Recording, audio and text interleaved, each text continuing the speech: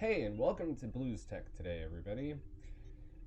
Today's topic is one that's gonna raise some controversy, and I'm sure I'll be called a shill, but it is: do not, under any circumstances, buy Intel 10th Gen or AMD Zen 2 Plus CPUs.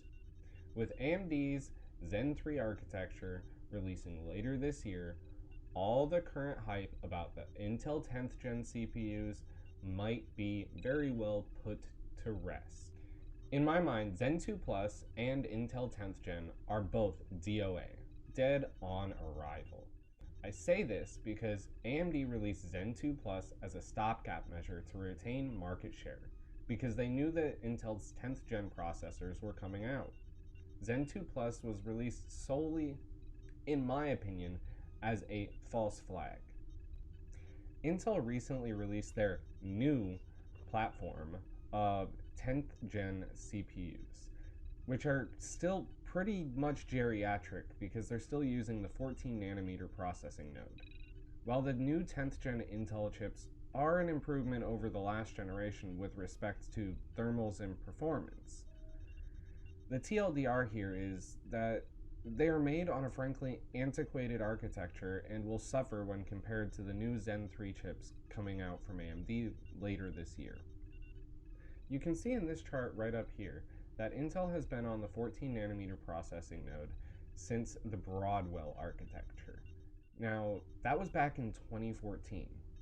Granted, they attempted to put out a 10 nanometer chip back in 2018, however, this was altogether a failure, and Intel was unable to actually produce the chips. The reason you should care about the processing node size is that as the processing nodes shrink, you are able to fit more transistors and other components inside the CPU, increasing its overall performance and efficiency. Now, AMD has been on the 7 nanometer process since Q2 2019, and you can expect with the new Zen 3 architecture that will also be on the 7 nanometer process to launch sometime end of Q3 or beginning of Q4 of this year.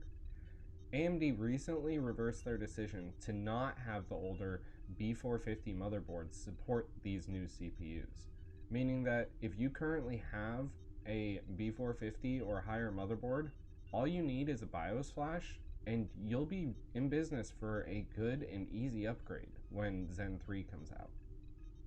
That is a stark difference from the Intel platform, where you will have to get a new motherboard, and given Intel's history, it's doubtful that the 10th gen motherboards will support the 11th gen processors. But even if they do, you can be absolutely assured that they will not support the 12th gen.